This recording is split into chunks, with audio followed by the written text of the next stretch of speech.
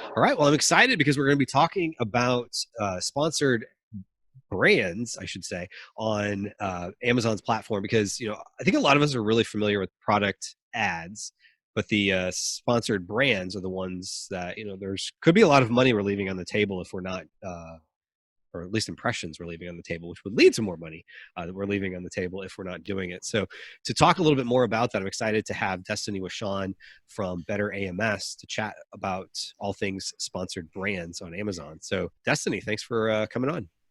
Of course, super excited to be here. There's a lot we can cover with just sponsored brands, so can't wait to dive in. Yeah. So for those that aren't familiar, you were a speaker at the PPC Mastery Summit and the Brand Mastery Summit that I hosted. And you're one actually at the PPC Mastery Summit just because it's all things PPC. So we try to have everybody have like a defined things. You had a really good presentation on sponsored brands.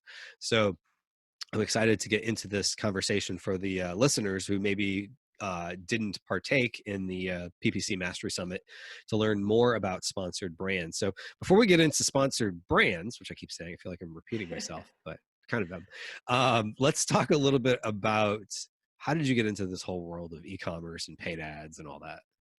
Yeah, for sure. So I'm actually based out of Bentonville, Arkansas, which is the home of Walmart. So I Right. can walk outside and there's pretty much any and every vendor around the corner. So I got started managing Amazon ads as kind of a digital media hire, and I was working for a really large CPG company. So I kind of flipped the script on how most people get started on ads, which is with a private label brand that they then scale. I Uh-huh. got started on the reverse side of that, which was working, on a lot of brand awareness campaigns, working with AMG teams and things like that. And then, I read with my partner Taylor, and we were focusing strictly on the AMS side. So back in the old days for the OG sellers, AMS Uh-huh. was just sponsored brands and then product targeting ads. So, got started on that, had a very interesting niche and that we could really scale on that side because a lot of people didn't understand the complexity of it. And then when the platforms converged, Seller Central offered the same things that vendors had. We of course picked up both sides, and now we focus on the full funnel: sponsor products, sponsor brands, sponsor display, and DSP. Nice, nice. That's a lot there. So okay, well let's talk a little bit about which I think is interesting. So you were in Fayetteville, Arkansas, which led you to be close to all these big brands. Did you just like walk into their office and say, "Hey, I want to do your sponsored brand ads"? I'm just kind of curious. Not quite, but a lot of brand awareness comes from being in this area. So I've never fully walked into an office, but I always tell a story about walking into Starbucks, and I ran into a good vendor friend of mine, and he was like, "Hey, is there any way you can come audit my account?" And I was like, holding my coffee, like, right now? And he was like, "Yeah. Are you staying here to work?" And I was like, "No, that's fine." So I literally drove like 5 minutes away to his office. I went in, hopped in, and started auditing his Amazon presence, and it was like done deal. Well, nice, nice, nice. So but that's interesting. So that you've had the blessing, so to speak, of being so close by proximity to some big brands. So I'm sure you've learned quite a few things about sponsored brands because I'm sure they also probably come with some big budgets too. Definitely, definitely. Million Nice. dollar a month budgets are not unknown, especially now everything's starting to be moved over to Amazon. Like their brick and mortar budgets have dropped due to COVID. So we're definitely seeing that increase on the CPG side. That's interesting. That's interesting. And just to make sure I'm on the same page, CPG stands for Consumer product goods. consumer product goods. Okay, just making sure. Just making Yes. sure for those of us who are in the uninitiated in the consumer product goods world. So Yeah. When I say CPG, I'm primarily meaning like brands that do have a brick and mortar presence, okay, typically some type of consumable, things like that. right. Okay, interesting. So another kind of little rabbit trail to go down here real quick is the $1 million a month thing. So that's interesting. And we're talking about just sponsored brands, or is that also their sponsored product um, budgets as Everything well? self-serve ads. So sponsor products, sponsor brands, sponsor display. Now with that, we do see a lot of brands putting pressure on their sponsored brands because they do have that brand presence. So being Uh-huh. able to write copy and add imagery to their ads does really well for them because people know their brand name. So Right, whenever they right. see something like that, it clicks and they're more likely to click on a sponsored brand ad. Okay, okay. So I guess that'll help us steer this conversation towards, the folks with $1 million budget and the folks with maybe a smaller Uh-huh. budget, which most folks listening to this, you know if they spend $1 million a year on ads, they're probably a pretty big seller. So the fact that these folks are spending $1 million a month says a lot. So interesting. Okay, cool. Well, let's get into it. So for those that maybe haven't that started down the sponsor brands route because, you know, they got their trademark, and so now they're brand registered, and they're like, okay, I'm brand registered, but they've never actually looked at sponsored brands, which I know that's a decent amount of people actually. So kind of what is that first step someone should do with sponsored brands to at least get started? Yeah, for sure. Biggest thing, don't get overwhelmed. Sponsored brands honestly overwhelms people typically because you log in and you click on sponsored brands and they just throw all these different options at you. And people aren't sure what route to go. And it's much more difficult to split test when you have 90 different variables that could be affecting any ad. So the biggest thing is take it slow and test small. So we started on the AMS side because we wanted to bring the opportunity to run sponsored brands to smaller sellers. So there's still so much opportunity, even if you're a small brand. You don't need to have brand awareness. People typically get tripped up on that because they hear sponsored brands and they're like, man, people don't know my brand, I shouldn't run it. But that's definitely a misconception. Okay, gotcha. So it could be beneficial if you're Adidas or Adidas, I guess as they would pronounce it, or Coca-Cola. But if you're not, you could still get in front of people, because just to make sure everyone understands, you're still doing this based on keywords, right? Mm-hmm. Yep. There's honestly very little differentiation. The only difference is it shows up at the very top of search, which is a huge benefit, and you have the ability to write copy. So it does amazing. But at its core, what's really going to affect your performance is your bid management and the keywords that you're targeting. You don't need to overcomplicate it past that. Okay. So which keywords should they start with? Should they start with the ones that are getting them successful, profitable returns on sponsored products? Yep, you hit the nail on the head. You guys already have the data. So there's no reason to reinvent the wheel, to stress out, to focus on just your branded keywords, because you probably don't have a ton of branded presence. Take what you're already doing well on the sponsored product side and reinvest it on the sponsor brand side. Now, don't upload a list of 400 keywords. You're going to cast a wide net and things probably aren't going to go well. But take the few keywords you have doing well and throw them into a sponsored brand ad. Okay. So how are you starting that out with? Are you going exact matches to start, or are you going broad match? And forgive me, I'm not as good with sponsored. Some of this is because I'm not as good with sponsored brands. So some people might be listening to some of my questions and say, Kevin, that's not a good question. But no, for me, that's I'm a still great learning. question. And it looks like you got your cat's saying hello to us. So for those listening to the Every audio, if you single hear a cat meeting. meow, that's what it is. 100%. If I stand up on my desk, they'll just sit on the ground meowing. So it's like a lose-lose. But yeah, no, that's a great call out on the match types that you need to run in. So we still recommend running in all match types, especially if you have certain ones that are more successful in your search and report. If your broad is the most successful keyword, might as well continue to run in that. But we have been separating them out within our campaigns just so we have more control of the budget. So we'll do one headline, 20 keywords all in broad, another headline with 20 keywords and phrase and exact, just so we can control the budget a little bit more. So we've kind of spoke about this in the past, but if you upload a list of 500 keywords, it's going to take the average of that in terms of ACOS. And if you have a 70% ACOS, you're not going to want to give more budget to it. But if you have a smaller targeting groups and you have a 20% ACOS, you can then increase your budget because you have it broken out correctly. Okay. Gotcha. So how are you starting with the bid? Are you using the same level of bids you were using with sponsored products, or are the bids generally smaller or higher? We typically start with the data that we have based on sponsored products. Now, one thing I'll throw out is sponsored brands can be much more competitive because there's less ad inventory. So sponsored brands typically show up at the very top of search, the very bottom of search, and then there's typically 3 to 4 placements within the product detail page. So max, there's 10 to 12 different sponsored brand placements versus sponsored products. We have over 100. Right.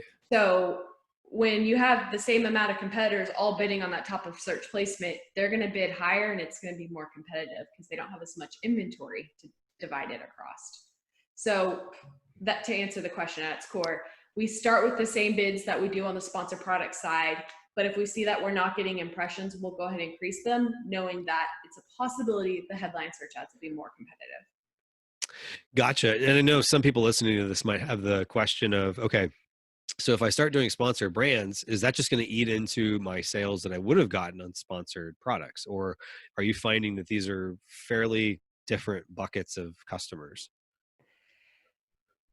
So at the core philosophy here, if you're not bidding on PPC, someone else is. You Right. know, I always get that question. If I'm ranking number one, I'm stopping PPC. Is that a good decision? I'm like, no, not at Right. all.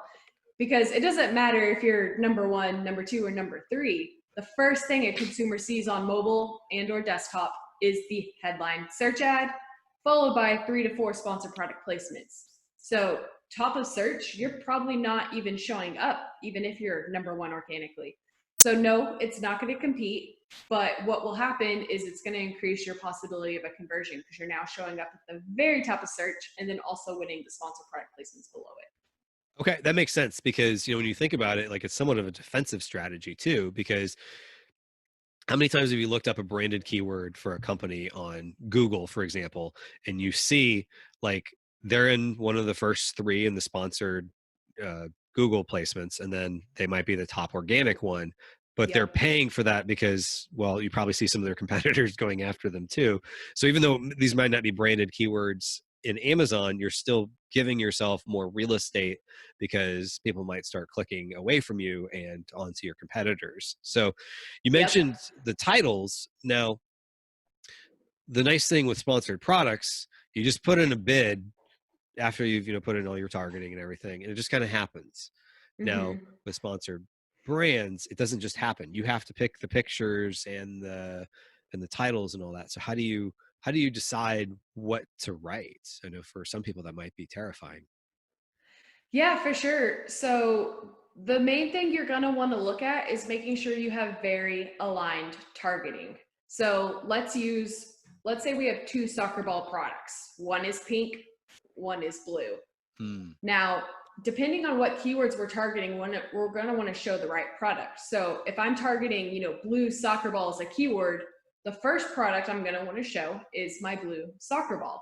And then the headline I'm going to want to write is typically something aligned with that, just so that way there's a lot of alignment between the keywords I'm targeting and the copy and the headline. So I probably want to put soccer ball in there, probably want to put blue if I want to get that specific.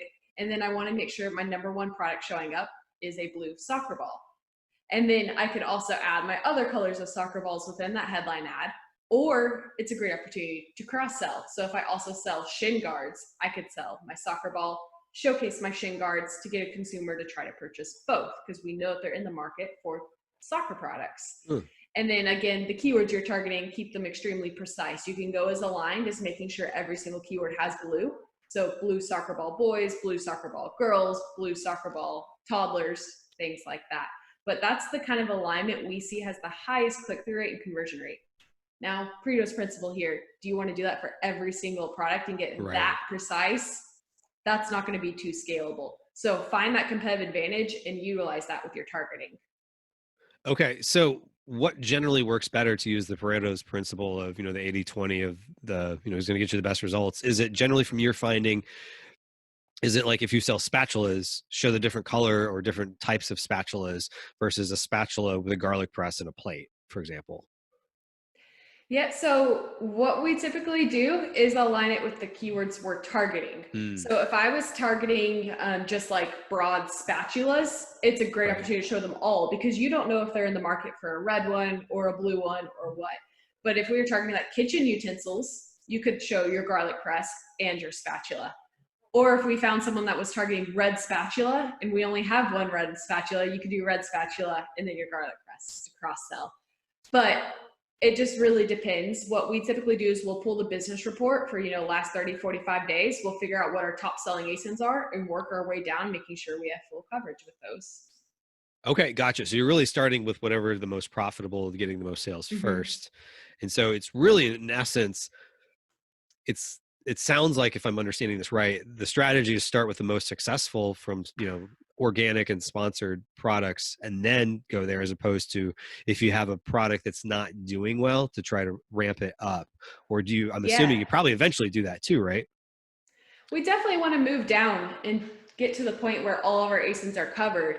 But at its core, PPC is just an addition to. I think there's oftentimes a misconception in groups that PPC is going to be the magic trick that takes a product from 0 to 100. Uh-huh. Doesn't work like that. Everything we're doing is just in addition to what you're doing organically. We're just driving more traffic to your product. Doesn't mean we're going to make it convert better. If you have a poor converting product, True. don't just continue to layer in Yes. more impressions. Right. So that's why we start top down.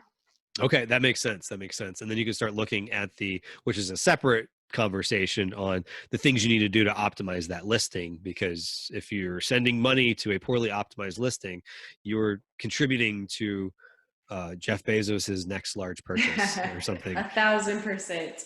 Yes, yes. Which I'm sure, as the richest man in the world, he's earned it. But sometimes we don't want to feel like we're just contributing to that. So anyway, so let's talk a little bit about what are some of the other ad types that we should start focusing on? Because there's, like you said, it can be overwhelming because there's a lot in there you could do. Yeah. So if we just go down the list, since we don't have the visual here, let's say you open up your advertising console and you click on create a campaign, and then you click on sponsored brands. So other than, your campaign name, your budgeting and things like that, one of the first options that you're going to have to choose is, your ad type, which is a little bit different from sponsored products. So we have the ability to drive to a store page, or we have the ability to drive to a landing page, or we have the ability to create a video, which is a whole different conversation on its own. But you'll see those three options, and that's kind of the first thing that you'll be making as a big decision.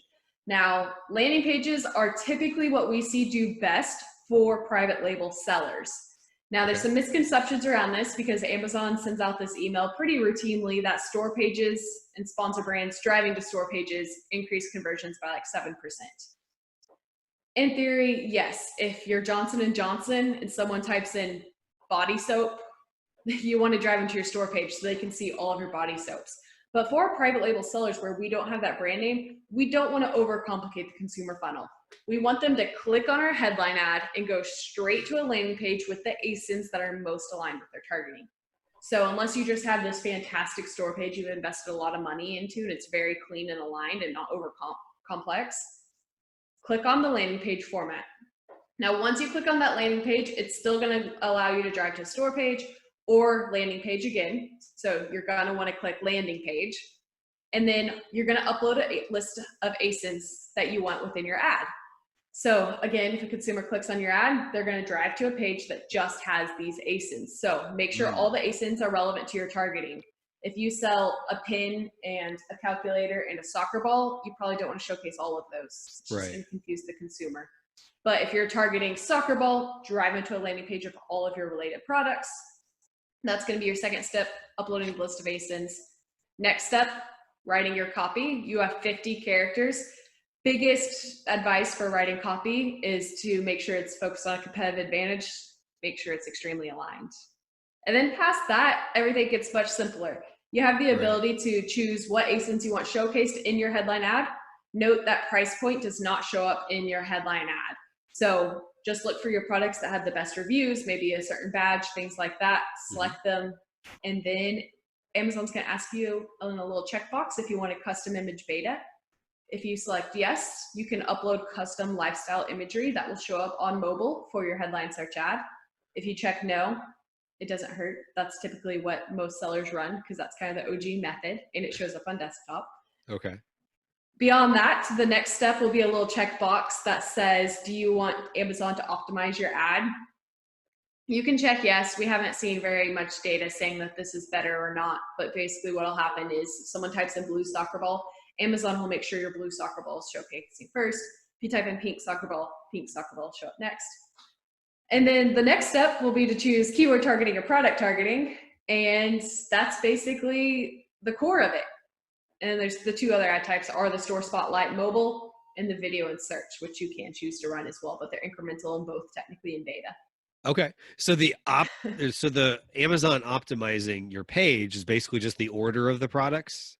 Yep. Okay. So if you have 10 ASINs in your headline search ad and it's like all different colors of soccer balls, Amazon's gonna basically use an algorithm to analyze their past search results and maybe the search terms they're showing to make sure the product that's showcasing within your headlines most aligned with what they're searching.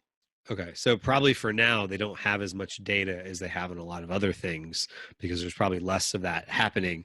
So therefore they probably don't do it quite as well. So yeah, it could it's be such an detrimental incremental thing.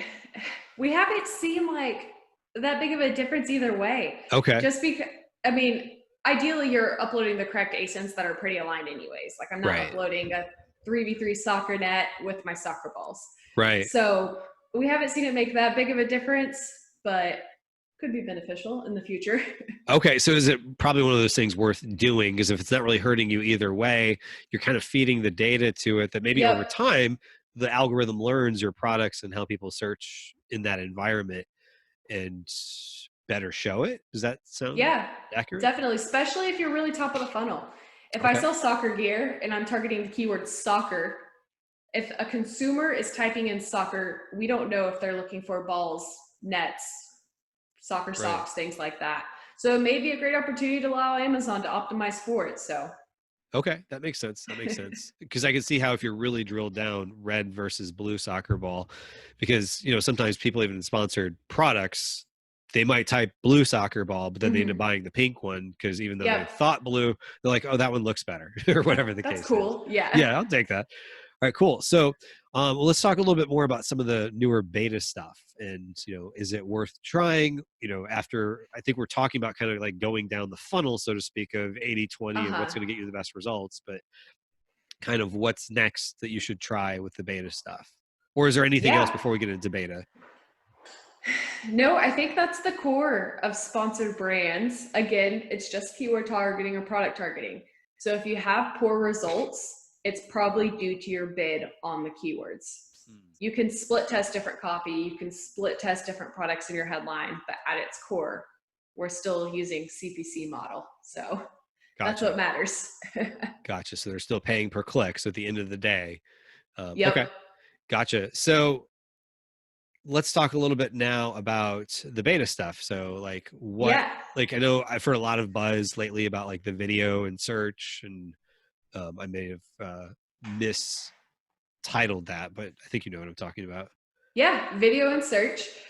This is probably one of the hottest topics. It's been rolled out since October-ish in a lot of accounts, but people are just now starting to see the visibility success of it because it takes quite a bit of time to get your videos made. So what this is it's an ad that shows up in the middle of search and takes up pretty much a full bar of the middle of search. It's absolutely amazing. It's like a full row ad. What's unique about it is it drives to a single ASIN landing page. So I think this is a very important call out as people are getting their videos made. It's not like a typical sponsor brand ad where it drives to a landing page with multiple ASINs. It is showcasing one ASIN.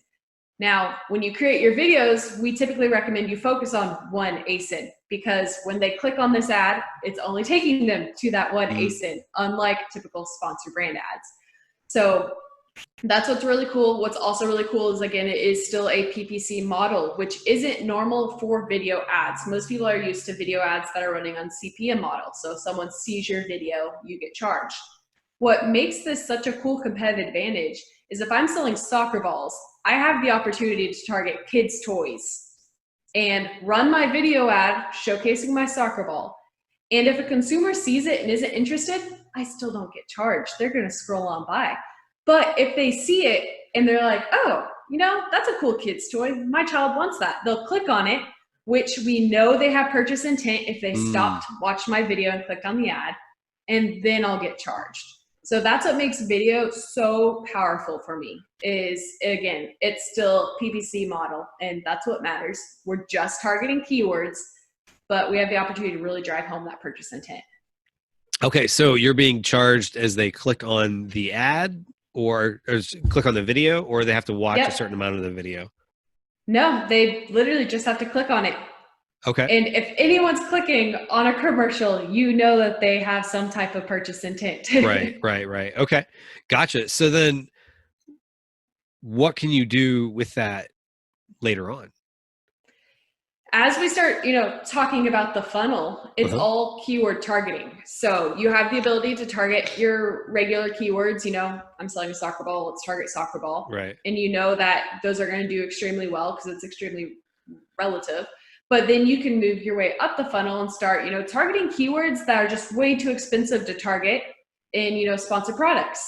Like I Right. said, kids' toys, something like Right. that. Kids' sports, Mm. soccer nets, because we know if they're looking at a net, there's opportunity to sell them a ball.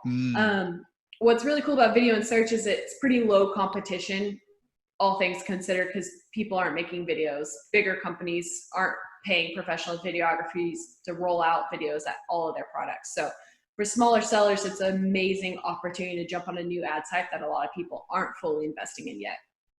Okay. Gotcha. So let's talk a little bit more about what goes into the video, because for some people, the thought of, as we said, creating the titles could be terrifying because now it's like you're staring at a flashing cursor, which I sometimes am terrified by. But then you now are in a situation whether you or someone else that you're hiring has got to say something. So you, regardless of who it is, you as the owner need to figure out something to tell them to say. So what is it is there a structure that you find works? Is it all product? Is it all person talking? Is it no person talking and it's just images? Like what tends to work best? Yeah, there are a few calls that we've seen so far. One of them, audio does not auto play. So I would not rely fully on someone speaking or talking about your product because it's not going to auto play on someone's desktop. They will have to make an effort to click auto play. So definitely focus on the visuals and keep it product focused. That being said, subtitles tend to do well for that reason, as in most people don't listen to audio. So definitely put some type of subtitles or call outs within your video. Those do really well. Another core aspect is the first 6 to 7 seconds.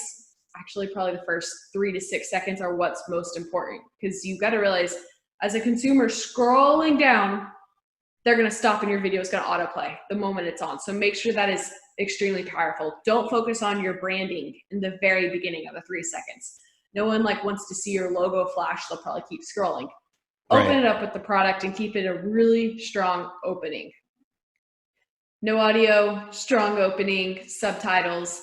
Only other big call out is towards the end of your video. It is a great opportunity to then cross sell because if someone's sitting through the full 20 seconds, let's say I'm selling soccer balls. I need to pick something else. It works, something new for this one.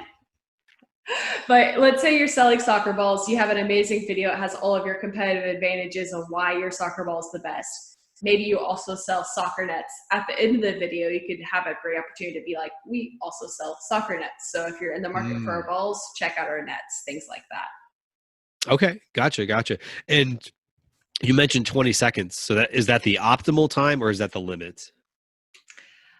I don't actually know what the guidelines have changed to in the limits. We typically just send the guidelines over to our consumers. So don't quote me on anything in terms of length. So is 20 seconds what you found to be a kind of a good rule of thumb though? Yeah, the biggest thing we're looking for is towards the end of that video, cross-selling, because most people don't sit there and watch the full video. They see that strong opening scene, click through, go to your listing.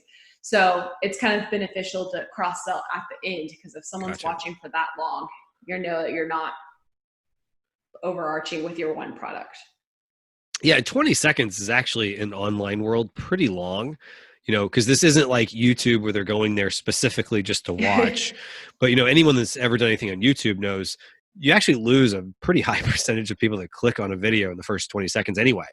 And so, when you compare it to something like Facebook, which it's probably fairly similar type watch times, like Facebook, one of their optimization methods for videos, if you're doing ads, is 15 seconds, which they call a through play.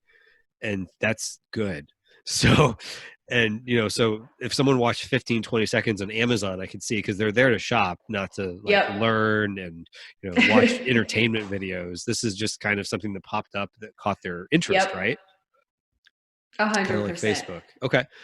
Gotcha. So then, after we do the sponsored video and display, what are we doing next? So kind of what is our next level thing to go after?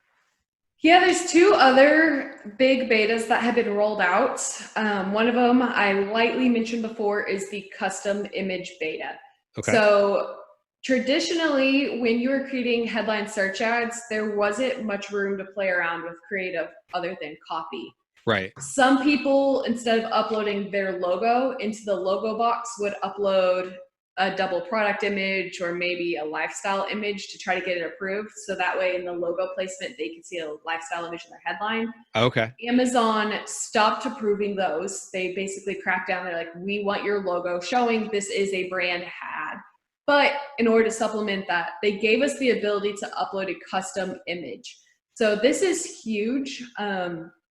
It's primarily rolled out on mobile, but if you come across this ad, it takes up like 50% of your scroll screen. It is truly a huge image that shows up. And then you have your copy below it, and then you have your products below it. So highly recommend jumping on this opportunity. I don't have the guidelines, the style guidelines top of mind, but biggest things are you can't get creative with copy, you can't get creative with logo. But what you can do is say we're going into Christmas is change your images to be red and green tinted to make sure it's a call out. Or again, it's a great opportunity to cross sell your products. If you sell a soccer ball and a soccer net, upload a really awesome lifestyle image of them right next to each other, and that'll show up in basically the background of your headline search ad. So they do amazing. The click-through rate is ridiculous on them. Okay, yeah, I could imagine because I've seen a couple of examples of them, and like you said, it's huge, and so it definitely catches your attention. Now, what are you putting in there? Is it more the lifestyle type image that works, or just a big product image?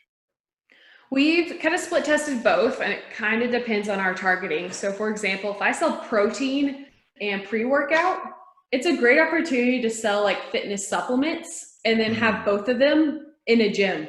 Like have them sitting on a gym floor with like barbells in the background. That's going to really attract a high click-through rate.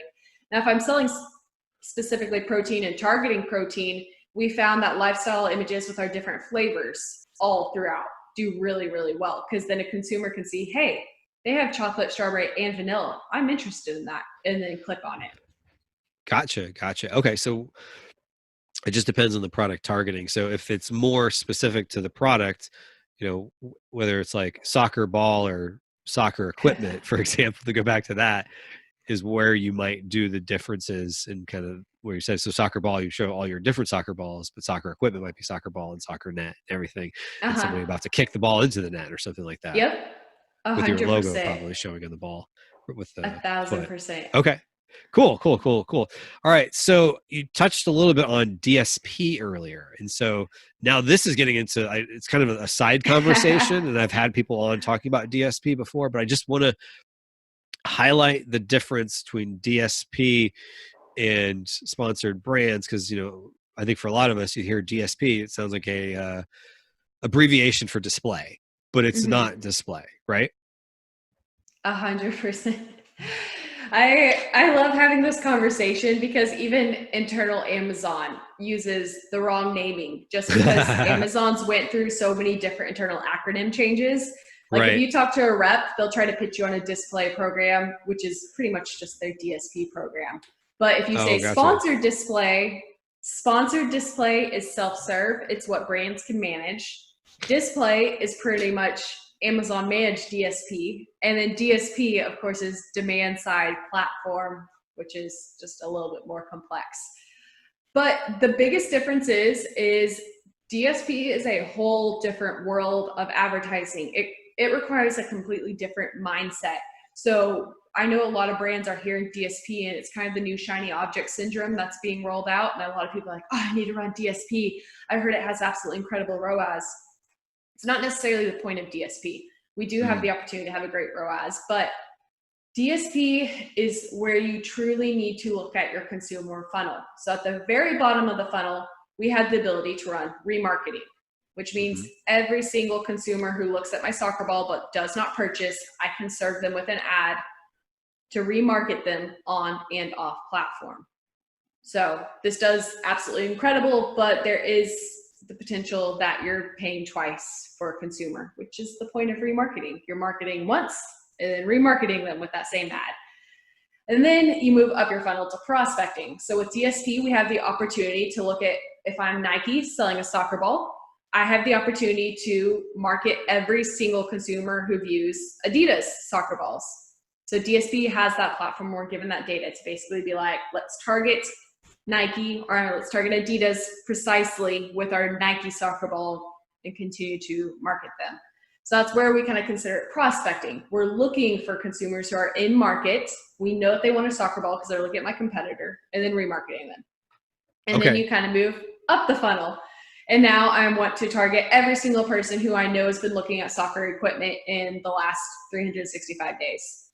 And then you can move up the funnel even broader and be like, everyone who is looking at sports equipment, let's show them my ad just so that they're aware of my brands. This becomes really important if you have an in-store presence. You want people to become more aware of your brand name and then go in store and purchase. But basically, DSP is a whole different world, and yeah, it's amazing. Okay, gotcha. And so just to make sure I understand the terms here. So when we talk about the self-service platform, we're really talking about like Seller Central. Now it's the advertising platform itself. So that's its own ball game. And then DSP is something that, for those of you hearing this sounds exciting, you have to have a pretty high budget to get into DSP, especially if you're going to do it as a brand on your own, right? Pretty much. So kind of to touch on your first thing, DSP is its own platform, and sellers don't typically get access through that unless they're working with a certain agency that does have an API built out for it. So as you start moving into DSP, Amazon's typical minimum budget they will pitch you on is around $35,000 minimum, and it's CPMs, so cost per impressions. So Amazon typically runs a $35,000 minimum. You can sometimes cut deals with them to do less. If you're working with an agency provider who has DSP access, we can go typically for as low as $8,000 to $10,000 per product grouping. So that's kind of the threshold, is you probably need to be willing to at least invest $8,000 to $10,000 and spend a month in DSP to get access.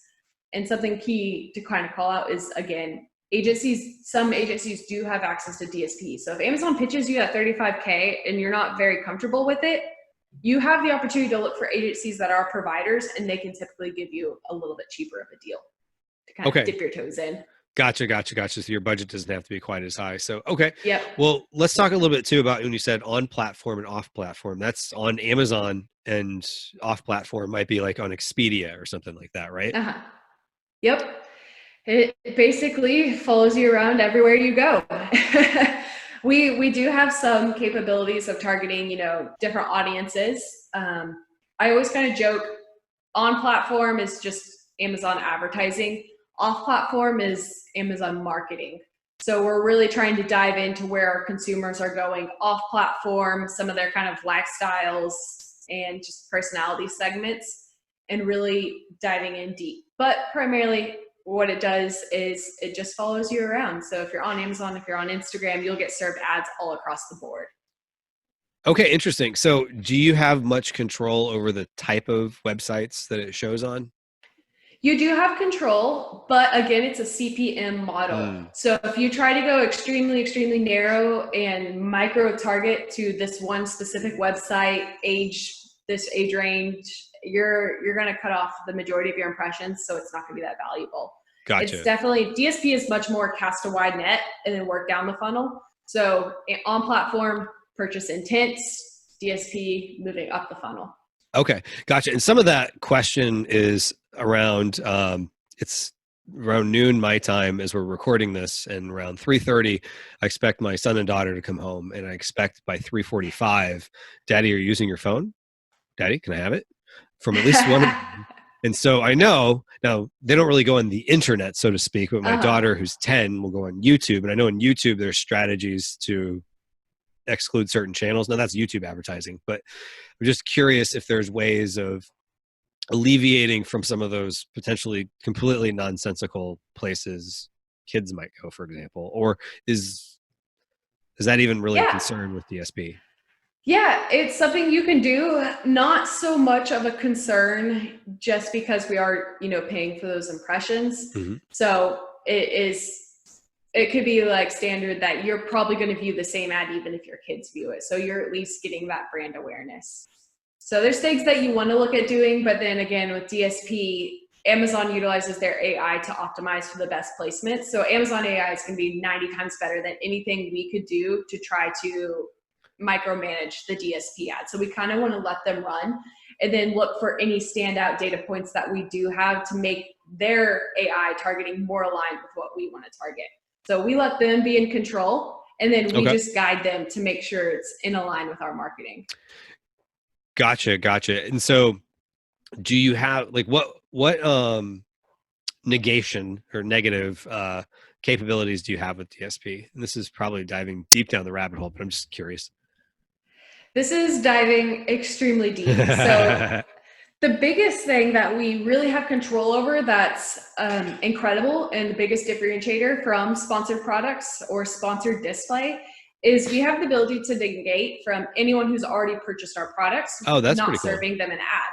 So the two biggest models that I see being sold to private label sellers is that remarketing and prospecting. So remarketing is targeting ads from people who already viewed. We don't want to target them if they viewed and purchased our soccer ball. They're probably not going to purchase another soccer ball in the next 2 months. Right. So we want to negate the audiences that did already purchase. Now, same thing could be said about prospecting, which is when we're targeting our competitors. So if I'm selling a Nike soccer ball and I want to target every single person who tries to purchase an Adidas soccer ball, if they already purchased that ball, I don't want to then target them with my Nike ball. They're not going to buy a Nike and an Adidas soccer ball more than likely.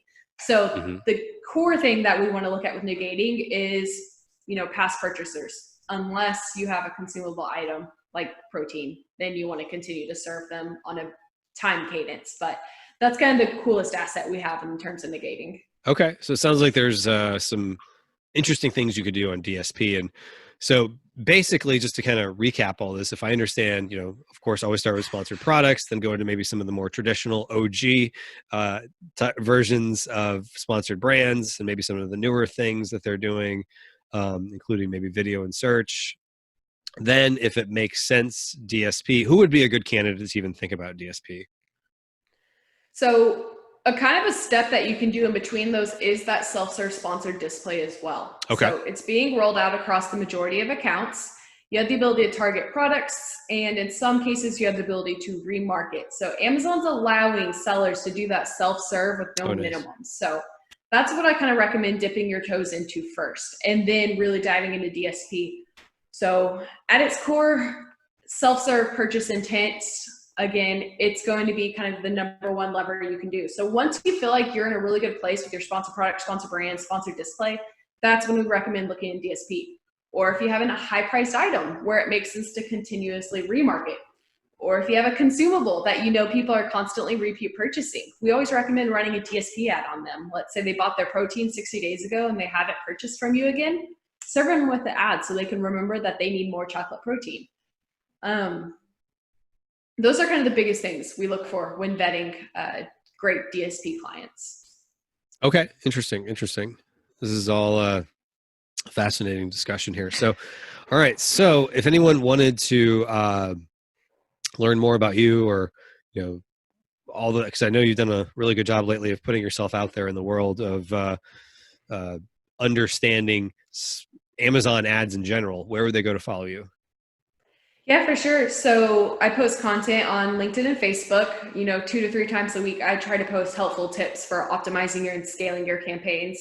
We also have a YouTube channel. Our goal for our YouTube channel is to make it like a course. I want people to be able to go to our YouTube and have a full directory over walkthroughs of anything they need to know with Amazon advertising. And then if you ever wanted to work with us, just reach out to me personally, or you can go to betterams.com and book a call with me. Okay, gotcha. And the YouTube channel is also Better AMS? Yes, correct. Okay, cool. All right.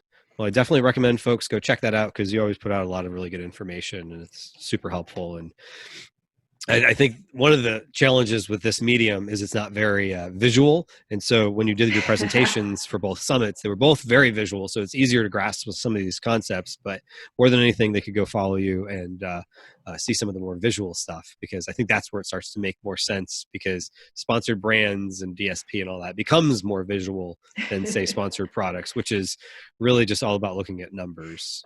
Yes. Yes. Point and click. Exactly. Well, thank you so much, Destaney. This has been a great conversation. I appreciate it. Awesome. Thank you, Kevin. Thanks.